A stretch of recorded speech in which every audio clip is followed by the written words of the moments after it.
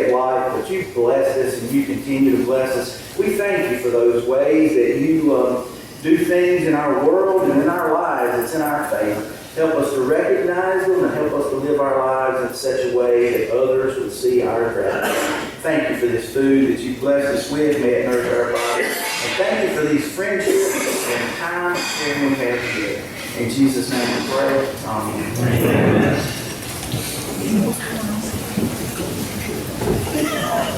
I'll get the drink in.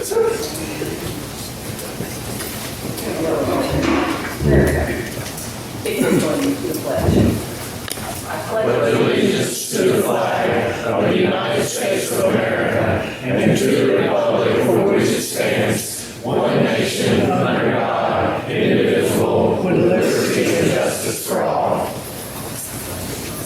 And now, Tom, Dan, take it away. With this, we find help, let's sing all hail to Rotary.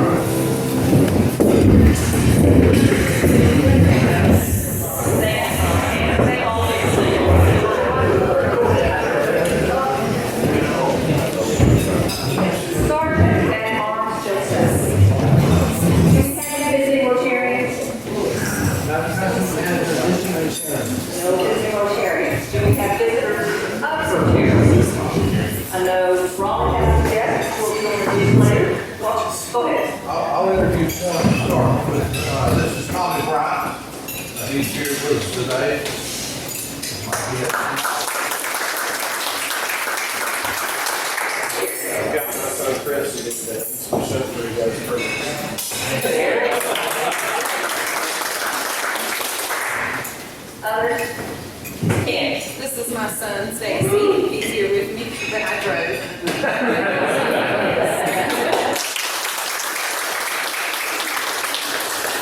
I have two guests today.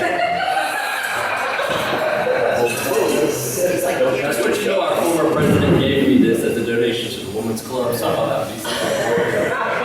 Anyway, I have Ashley Billy from Thomasville Davis here in Hamilton County. This is her final, so she is turning into Catholic.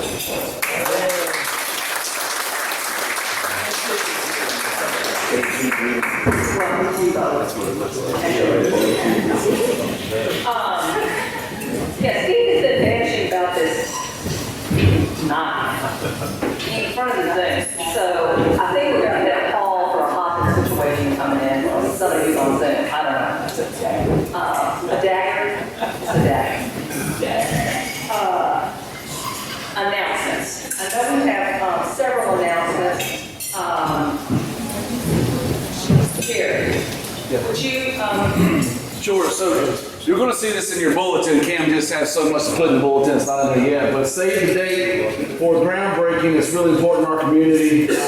September the 4th at 10 a.m. I believe that's a Wednesday. September the 4th at 10 a.m.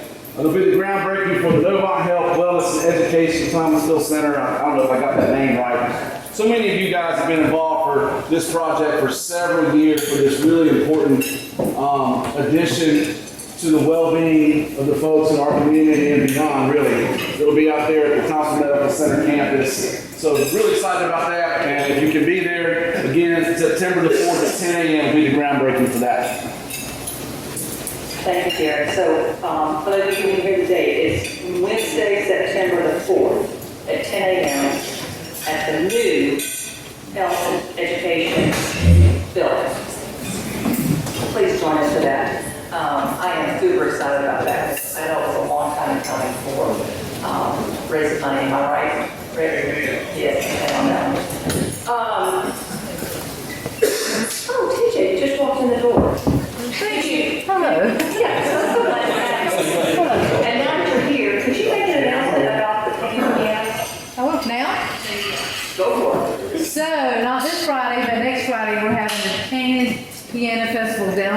Thomasville.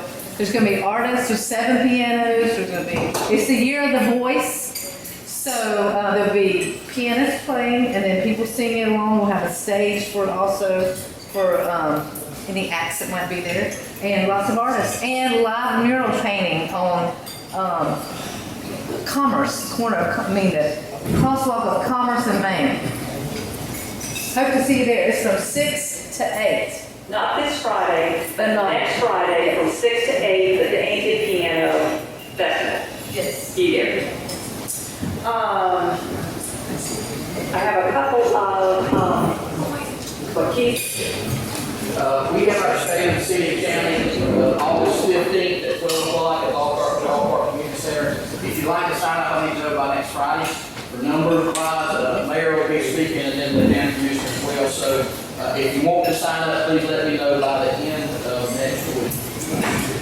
State, city and county, August 15th. August 15th. Ballpark Community Center at 12 o'clock. All part of anything. Keith knows you're interested in it. We have a couple of things I'd like to let you all know about. Roger Bryant is in the hospital. Kim, I'm sorry, you told me something else. He sent an email today saying that he would not be here today, but he was getting some good drugs for his cancer and hopefully would be home Friday. So let's keep him in our prayers. Yeah, please keep Roger in prayers, our prayers. And also, Hope Surratt, her mother is facing some health challenges, and so she has been quite tied up with that. If you would please keep Hope's mom, Hope, and her whole family. I was supposed to pull this up. So I'm going to pull this up while you're looking for what somebody else tells me another announcement. Any other announcements? Blood drive's coming up on August 15th. We have lots of opportunities. We have 13 people signing up and 30 dead slots. You can come to the blood drive that afternoon and you can go to family hour later. Lots of opportunities to give blood on August 15th, which is also the same day as, so you could find out what's happening in the city and county, give blood, and then show up for the Rockers game. It could be a full afternoon. We collected for Fairgrove, and I have some numbers for you. The food waste that we brought, the physical stuff that we brought, was 243 pounds and donations of $143. So using the donations for food purchases, the combined total is 995 pounds of food. That means Rotary provided food insecure citizens with 1,423 meals.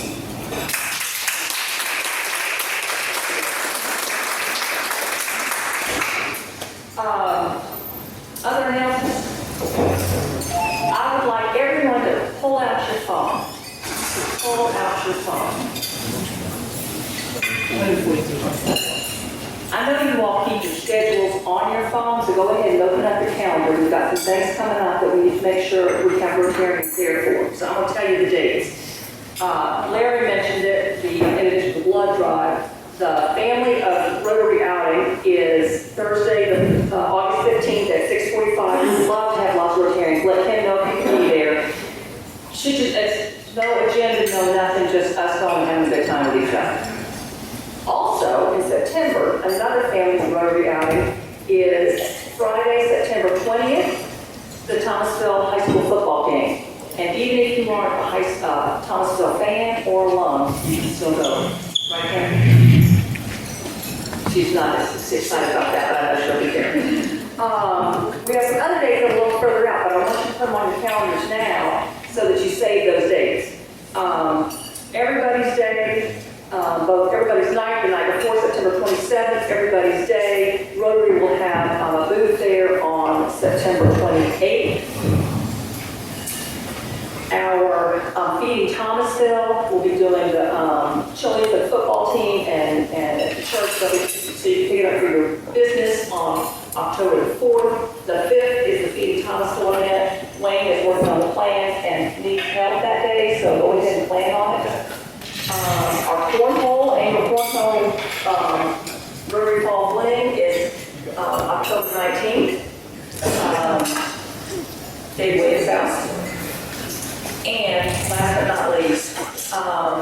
the district foundation banquet, which is a great event every year. And I know lots of people have not gone to it. It's open to every Rotarian. But I really think you're going to want to go this year because the international president will be there. And that is pretty impressive. Stephanie Urchik, not sure how to pronounce her name. So that would be fantastic. We want a big crowd there, and again, it's open to everybody. Why don't you give us a foundation every year, which you already do. I think that's all the announcements, unless there are any others. If we could do split the pot, and then I'm excited to have our speaker. Candace, how much money do you got? We have in the pot $766. So today would be $385. Okay. These are $5.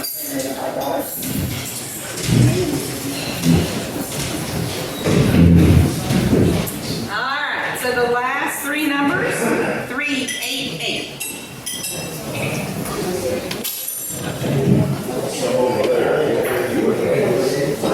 Look at your tickets, 388. Oh, 388. She was 10 off.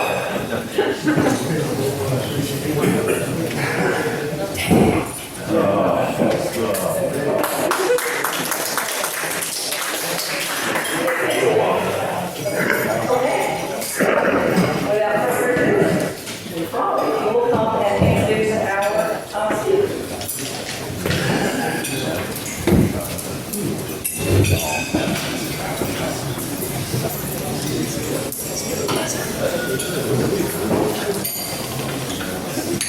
Thank you, past president, Mary Jane.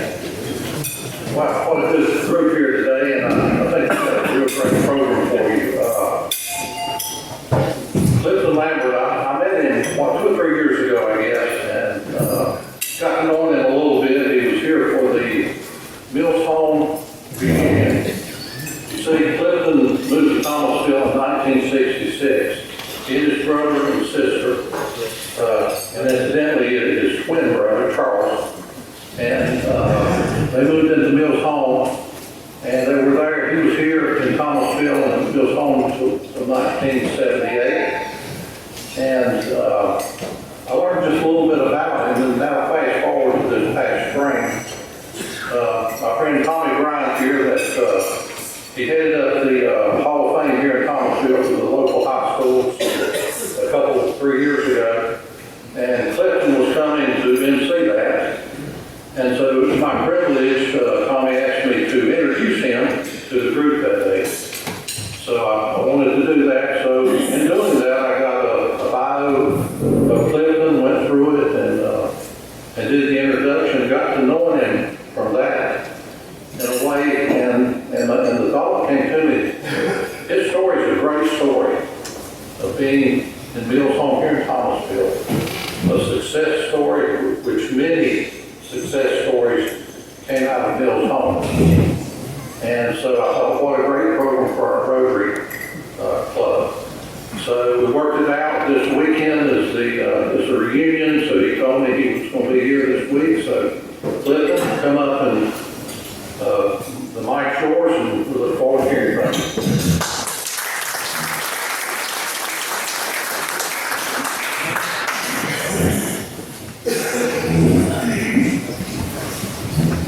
All right. Can you hear me? Oh, great. Okay. Let me tell you, I'm going to tell my story. I'm proud to be from Thomasville. I get the opportunity to speak a lot of places, and every time I do, I tell them I'm from Thomasville. I tell them I'm from the Baptist Children's Home in North Carolina, Mills Home. And I tell them I graduated graduate school from Western Carolina. And if they leave that out, I can remind them again when I talk, before I talk when I talk. So I'm proud of that. I'm proud of being from Thomasville.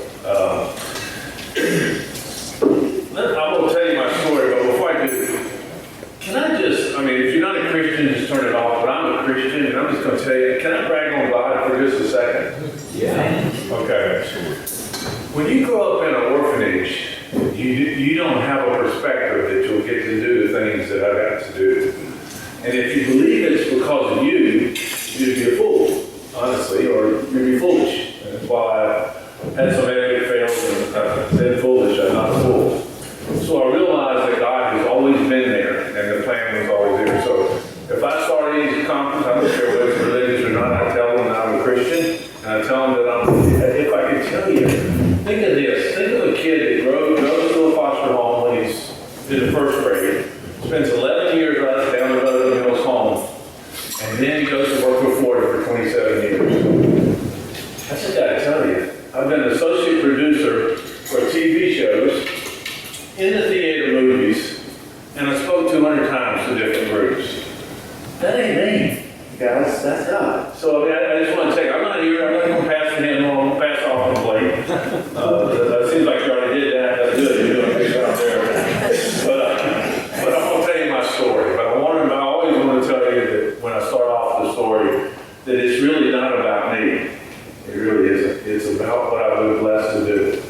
So when you grow up in Mills home, I graduated, went to Western Carolina, which I'm very proud of. Graduated undergraduate Western and got an MBA from Western Carolina. So I graduated from an MBA, I went to work with Ford Motor Company. And when I started, it wasn't a great time to go start working at Ford. I mean, it was before the Taurus and the T-Bird and things like Crown Vics and Monarchs and Granadas were still on the road. And being on the road was literally what they were. I mean, there were parts everywhere. But anyway, sorry about that, Keith. I love you. But anyway, so it wasn't the optimal time, but it worked out good for me. Because I came in at the worst of times, kind of. And if you know anything about the automobile industry, it's sort of an up and down roller coaster thing anyway. I was there at the best of times, and I was there at the worst of times. So, and after being there for about 22 years in 2007, a lot of things were going wrong with Ford. And I was just getting frustrated. And I said, what about this and what about that? And everybody would say the same thing. They say, you're going to be right, but you're not going to change the company. It's 100 years old. And I said, okay. So a lot of times, I wrote a book called Ford and the American Dream. People always ask, why do you write a book about Ford? By the way, everybody here, you're going to get a free copy of both my books, 2 of my books. So before you leave, take them because my wife does not want me to bring them home. So anyway, when I wrote the book really out of therapy because nobody would listen. Anybody ever send a suggestion to your boss on email?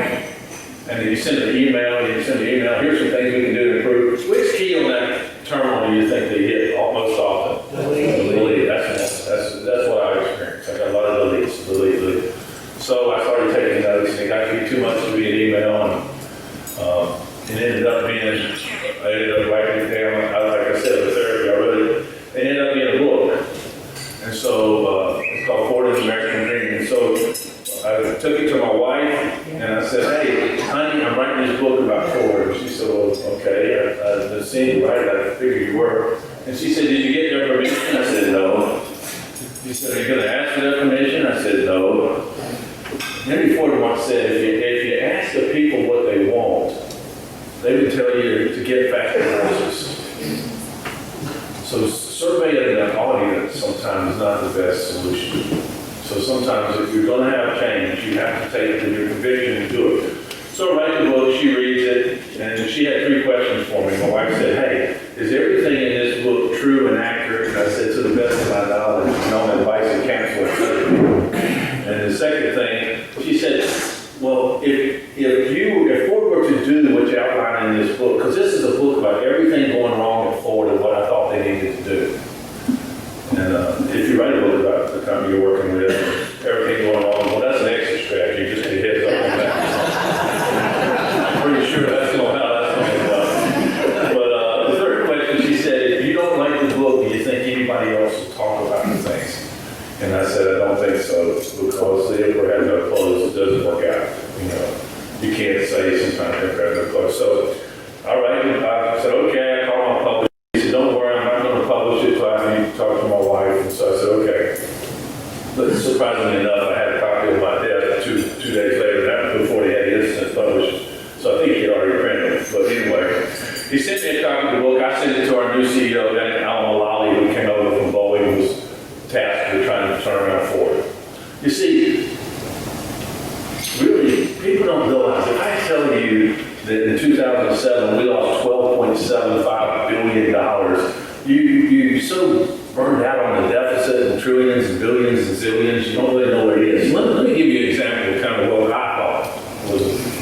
You see this dollar bill like you just kind of pay for this little thing you guys do. If you put dollar bills side by side, we lost $12.75 billion. It would go around the equator of planet Earth 39 times. Planet Earth. Or you could hit it on the ground, like go up there on the ground and start there, and you could go to the moon and back 2.5 times. We had to do something. We were losing $400 a second. So, in my mind, it wasn't much of a risk. If we didn't do something different, we probably wouldn't be around. So I sent the book to Alan Mullally, and I did what anybody would do to work it forward. I went on vacation. I got thinking, I'm going to get that last paid vacation before they fire me. And to tell you how pitiful my life was, it wasn't a cruise or some kind of Caribbean place. I went to a running camp in the mountains of North Carolina. That's just telling you how bad my life was. But anyway, so I send my book out. I send the book out on Friday. I go to vacation. And on Monday, I get a phone call. And I recognize the number. It's Royal Headquarters. And, but I'm not going to answer it because I don't want to get fired on vacation, right? You get to a vacation before you start firing people. So I didn't answer it. But I did listen to it. And it was the CEO. And it went something like this. Hey, this is Alan Mullally before. Like I didn't know who he was. But he goes, I got your book and I really need to talk to you. And I'm thinking, I bet he does. And I'm pretty sure he won't be alone. HR, OGC, and everybody, all the other acronyms in there. That's going to be right out. So I said, no, I don't think I'm going to take this call out back. But Alan and I learned one thing when he came over. He started like 4 a.m. He was like an early riser. So I waited until midnight because I knew it would be in the office at midnight. And I returned his call. I said, hey, Alan, great. I left him a message. I said, Alan, I'm excited to talk with you too. And this was the thing. Wednesday, I get another call, same number. This time it went something like this. Hey, this is Alan, and I really need to meet with you. And I'm thinking, yes, he does. By now, he's got to work it up, and it's going to be kind of one of those things where I'd seen people leave for it before, where they had security march you out and give you a box and march you out and they're most wanted or something. Usually when you want a competition, but I just couldn't see that. I didn't think that was a good idea, so I did the same thing. I waited. I said, from midnight, I said, hey, Alan, I got your message, and I'm on vacation this week, but I'm really excited about meeting with you, and when I get back, we'll set it up. So, come back on Friday from running camp, and on Saturday, I had to update my passport. I'm in the line at Postal Service, and we all know what a model of efficiency that is. But I'm about 400 people deep. It seemed like 400, it's maybe only 40, but it took as long as 400. And 2 hours into it, I really had to move 3 or 4 places, and my phone rang. And I figured by now, this is my wife and my honey to-do list, and hey, you were on vacation last week, let's get some things done around the house. I don't know if anybody ever get that speech, and you maybe don't. I get it. Anyway, but it wasn't her, it was Alan Mullally. And he said, hey, this is Alan Mullally. I said, okay. Well, I was just about to call you, as a matter of fact. But I said, he said, listen, can we meet? And I said, well, next week, this week, coming week, I'm in New York from Monday to Tuesday, but I could fly out Tuesday, maybe we'll meet Wednesday. He said, that'd be good. And he said, do you know where my office is? I was thinking, yeah, pretty sure I know where that office is. That's the building with all the flags and Europe on the top floor. He goes, yeah, okay.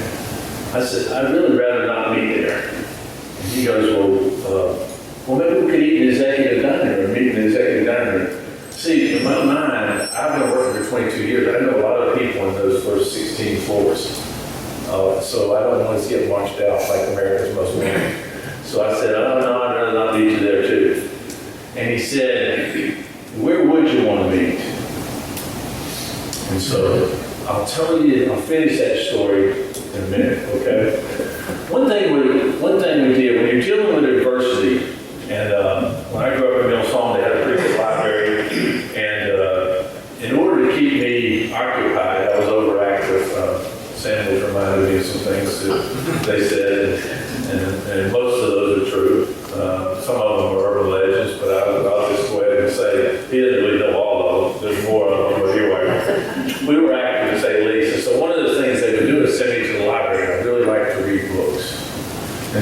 what I did from reading books is I would learn what successful people said or did, or I like to read biographies, and I figured if I could see the best of the best, what are the common denominators of success? And so I would try to emulate those things, or at least follow the way. When times got tough, I could go back and I'll share some of those with you. But I'd like to tell you some of the lessons we learned, because we did go.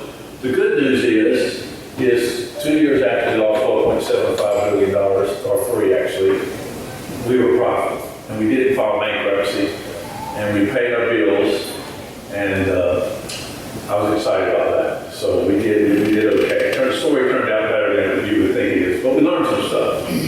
And so the first thing that we learned was common sense has to be common practice. And by the way, if I tell you these things, they're not just about business, they apply to your personal life too. So a lot of times when I talk to people, if it don't make sense to you, it's probably not a good decision, right?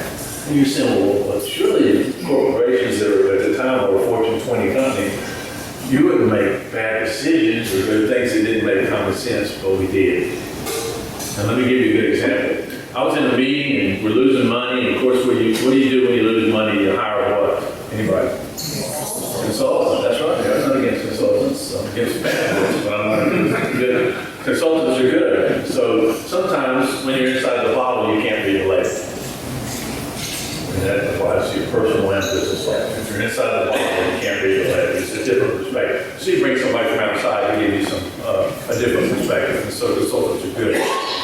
These weren't particularly good. We paid millions of dollars. But anyway, they analyzed everything. They came in and brought people together. We were in a meeting about like this, and here they go. I'm waiting because I'm thinking, well, these guys, we paid millions of dollars. They're going to come up with a strategy, and we're going to turn this company around, and I know it's going to work.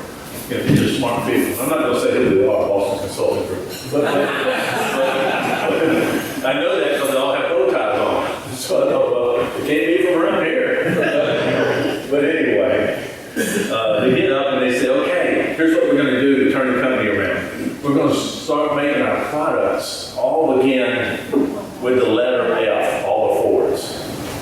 And you think about this. We had the #1 selling car in the world at Escort, and we called it a Focus. We had the #1 selling car, fleet car in North America called a Taurus. And it was the best fleet car, best value car, everything. #1 selling. And we decided to call it a 500.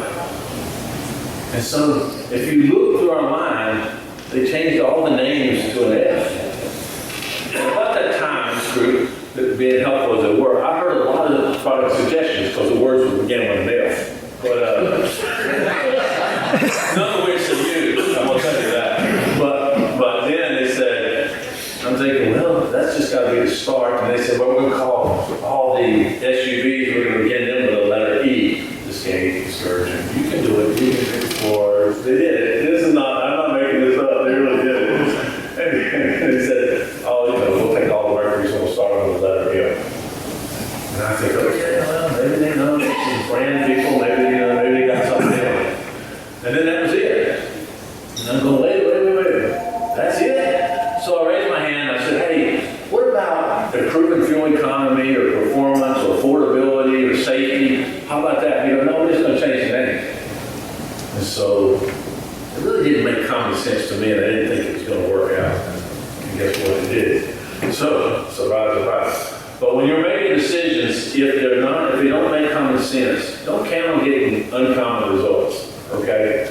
So think through things. I would always suggest that you get other people's input, because if you're inside the bottle again, you can't read the left. That's the first thing I learned from these people. By the way, they weren't particularly helpful, and that just fueled my fire to want to publish my book quicker, because these guys are lost. And they were left field with a hockey stick in my mind, but they didn't get it. So anyway, the next thing that I saw forward is that we were playing the blame game. Anybody ever seen that in corporate America? Something goes wrong, what are you doing? We're looking for somebody to blame it on, right? It's not my fault, it's their fault. It's accounting, it's manufacturing, it's finance, it's whoever, sales. The blame game is a weird game. Nobody wins. So don't play it. It's just not worth it. Look for what causes the problems and address the problems. So that was and we did meetings and they would do this and I would watch them. And I was thinking, well,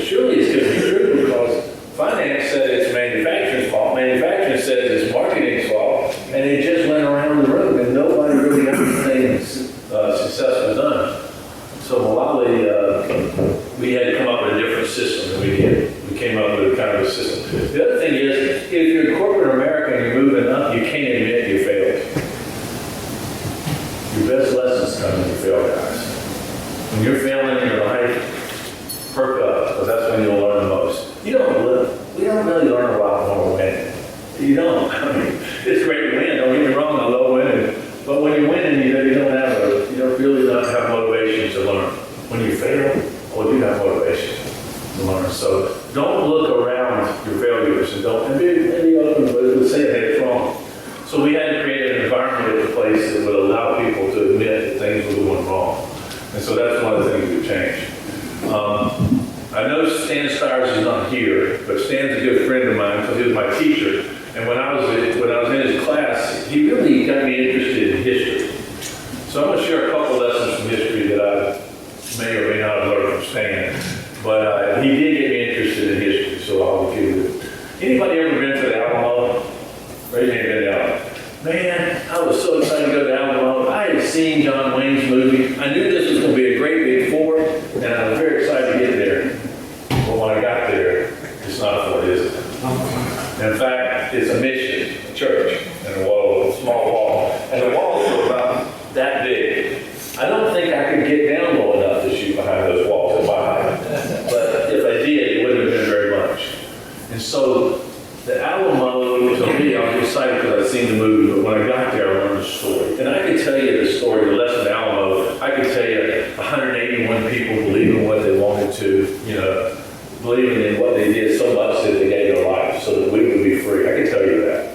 Now, that'd be a great story, it really would. And I could tell you that in 181, only 31 were real soldiers, and the rest of them were 150 were volunteers from a lot of different states. And so I can tell you that. That'd be a good story about coming together. But it's not a story I'm going to share with you. I'm going to share the other.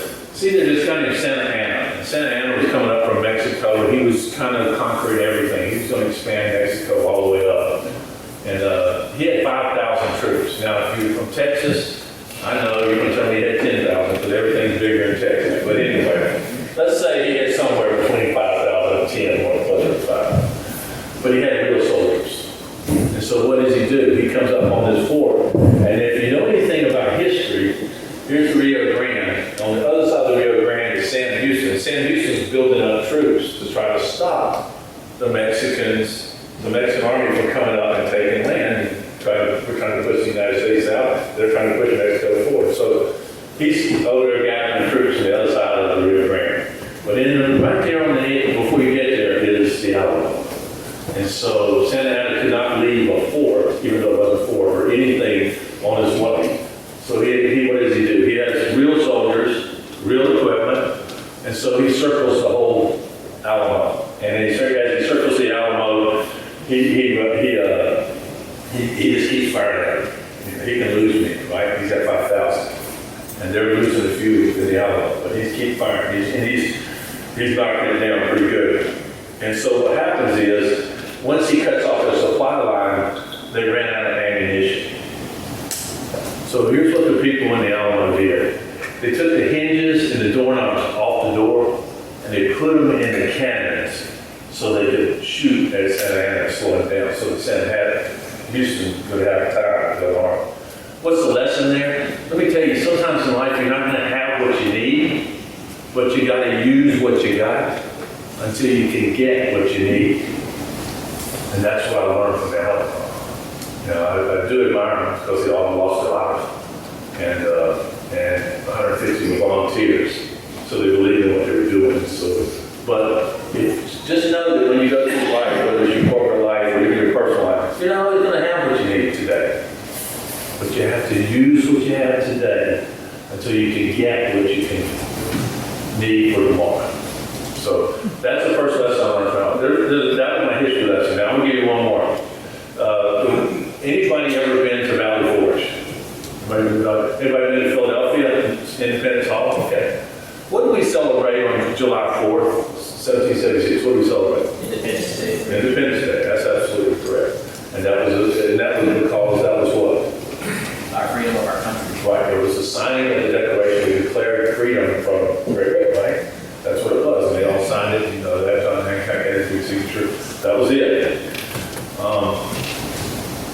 Anybody ever remember seeing anything about Valley Forge for that winter when all those troops were up there? You know, the states had committed to pay for their troops, but they didn't. And they didn't have shoes, and they didn't have food, and they had smallpox, and everything else. And anybody remember seeing those winters where the people running around the Valley Forge? You know when the Battle of Valley Forge occurred? 3 years later.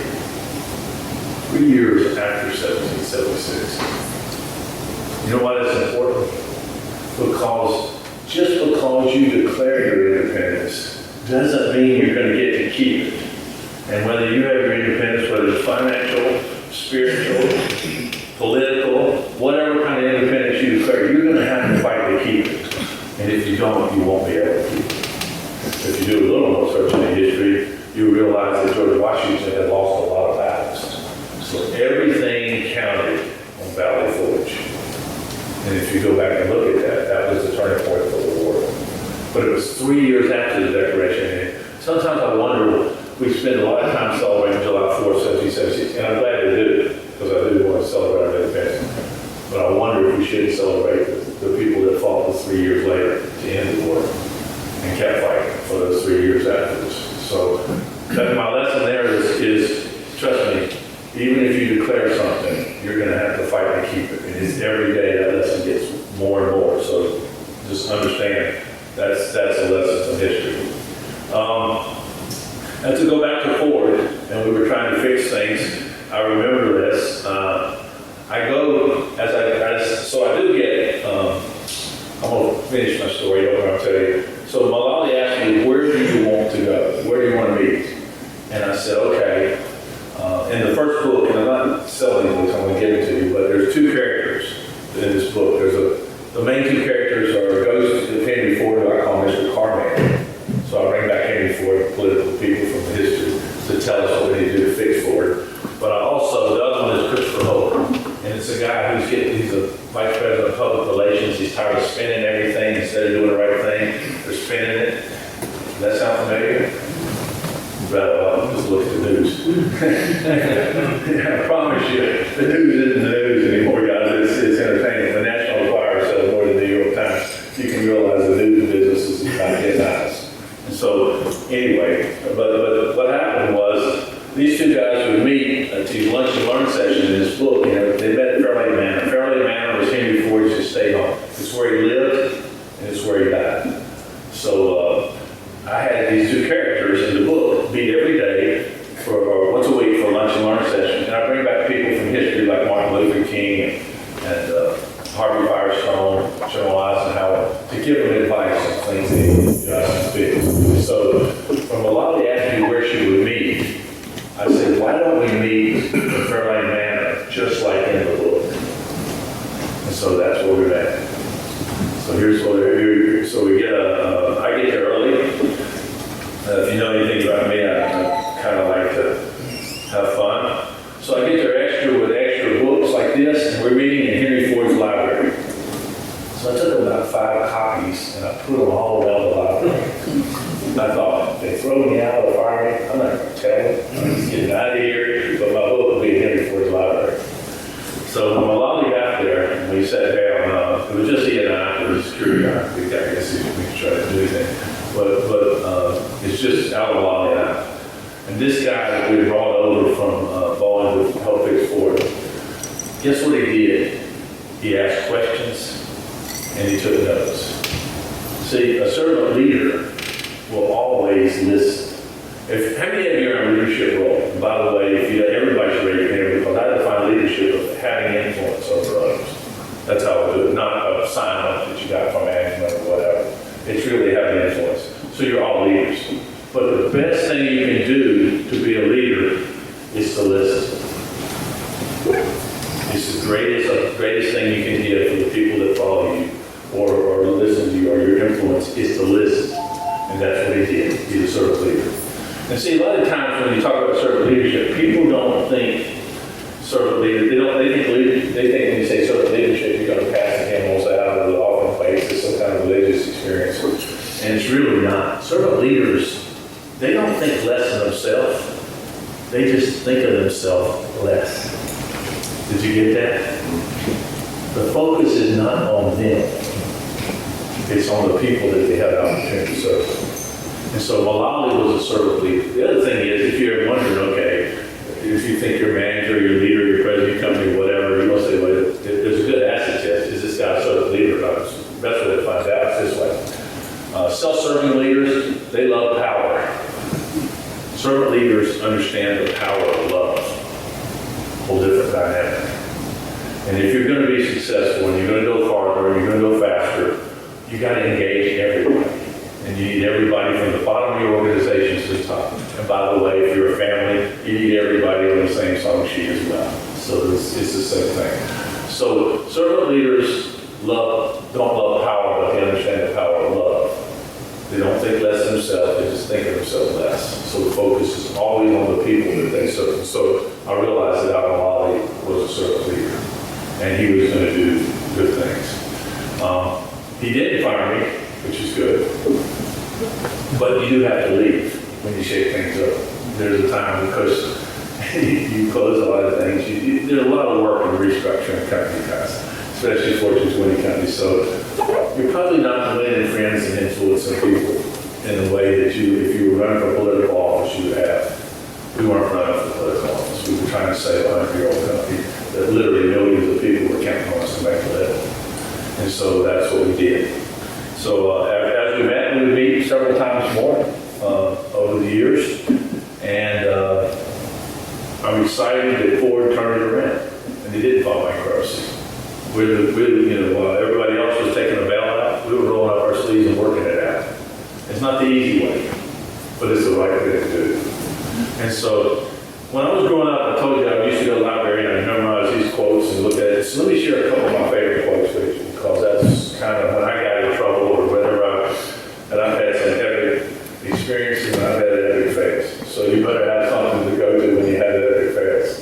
But first one is, it's easy enough to be happy when life goes by like a song. But the man worthwhile is a man with a smile when everything goes dead wrong. My favorite poem was, one of the favorite quotes I saw was Edwin Martin. He said one time, he said, there is a destiny that makes us all brothers and no one goes on the way alone. All that we give into the lives of others comes back into our own. So sometimes it's not about us. It's about the people that we're working with. And so, if you're not a Christian, you may not have that perspective, but if you are, you're probably looking forward to seeing some of the effects long term of what you did. So if you're not working on that, that's another thing. But my favorite poem of all time was this. When things go wrong, as they sometimes will, and the road you're trudging seems all uphill, when your funds are low, your debts are high, you want to smile, but you have to sigh. When care is pressing you down a bit, rest if you must, but don't you quit. You see, success is failure turned inside out. It's a silver tint and clouded out. You never know how close you are. You might be near when it seems so far. But to stick to the fight when your heart is hit, it's when things go wrong that we mustn't quit. That's important. It's important for your corporate life. It's important in America. It's important in your family. You're going to encounter obstacles. So just don't quit. Success is just taking one more step towards your goal. That's all it is, really, guys. It's just one more step. I want to share with you one more thing. When you're blessed, and I consider myself to be very blessed. I was blessed to grow up in Thomasville. I was blessed by Mills Home. I mean, it could have went the other way. A lot of times, it should have went the other way. Statistically improbable for people from Mills Home to graduate from college or graduate school, probably get to work at a Fortune 500 company. And I've had the opportunity to meet presidents and senators and CEOs and all the people that you might think have accomplished some success. But I don't think I got there by myself. And so I would just encourage you to don't get too caught up in it if you have success. Don't get caught up in it. It's not about us. It's really about what we're here on a mission, and whatever your mission is, hopefully is to help those around you. When they asked me to come back to Thomasville, I'm very proud of Thomasville. I tell you, every speech I make and put it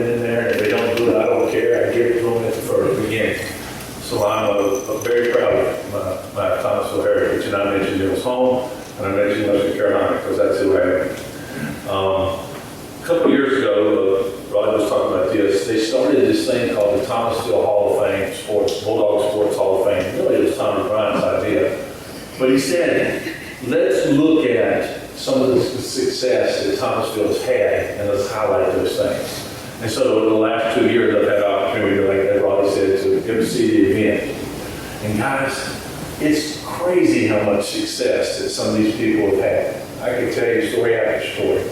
But what I want to encourage you to do is next March the 22nd, at 4 o'clock at the Defense Center, and that's, it's free. I'd love for you to come out and see and listen to the stories of success in Thomasville. And when you do it, you'll realize that we've got a lot to be proud of.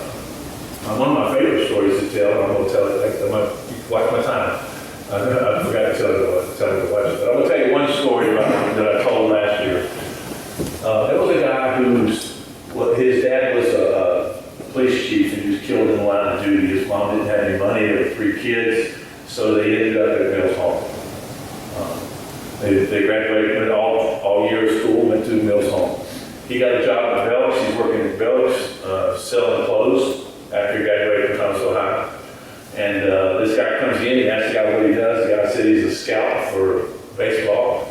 He said, well, what positions do you scout? He said, I scout a lot, but mostly pitchers. He said, well, this guy tells us that I'm the best pitcher you've ever seen. Well, American Scout probably heard that before. He did. He said, I'm going to get off in 30 minutes, and I'll tell you what, I'll go towards something, I'll show you, you'll believe it. So the guy thought, he was curious. He bought the suit off this guy from Belk's, and he was dressing up. So he said, when he goes home, he changes clothes, he meets him in a park, he starts throwing the ball. He said, this guy actually does have a fastball. He's a pretty good fastball. So he signs him to a rookie deal, like farm rookie. Well, fast forward to 1932, the Yankees are in the World Series. It's the 4th game. They won 3 games. They're playing the Dodgers. They won 3 games. They start a guy named Johnny Allen. Johnny Allen grew up in Mills Home. He was the orphan that got sent to Mills Home. He grew up and he's pitching starting in the World Series his rookie year. You can't make that stuff up. When he got his signing bonus, he bought a truckload of food and sent it back to Mills Home. Wow. He started a scholarship, an endowment scholarship that still pays today. He still has money in endowment today for the Johnny Allen scholarship. They wanted to create a legacy. But he all started in Thomasville. You pitch in the World Series. You can't make this stuff up, guys. We have a rich history. I can tell you stories about other people. I can tell you war stories about war heroes that have played sports at Thomasville and went on to win a Silver Cross. One of them won a medal of the Navy Cross, medal on it. But they played football over at Thomasville. So come this year, we got some more exciting stories to tell this year. We'd love to have you do it. If you've got ideas or you want to nominate people, we're trying to make up for 100 years. So please nominate them. And we'll be happy to recognize them as we can. And we'll tell the story. I look forward to telling those stories. So there's some nomination forms over here if you need them. Before you leave, get you a copy of these books. They're over there, they're free. I'm not trying to sell you anything. They're good for you guys. But I want to tell you this. Be proud of Thomasville. I get so excited when I see things. Sometimes online I get to follow you, even though I travel all over, I'm still watching online. But when I see you're giving back to the people who are poor, and you're giving those thousands of meals, hundreds of pounds of food, create your own legacy, okay? There's people in need, and there's people that have. If you have, I just encourage you to give. I'm not telling you where to give, but give. I've always had the more I give, the more I get blessed. And so I would say, keep doing your good work. Keep doing what you're doing. Rotary is my favorite because it's the business people. I speak to a lot of different groups, but I love Rotary because it primarily was initially set up the business. And they have a four-way test that I'm confident that if the businesses ran by the four-way test, every business in America would have a better business model environment. So keep doing what you're doing. Thank you guys for letting me be here, and God bless you.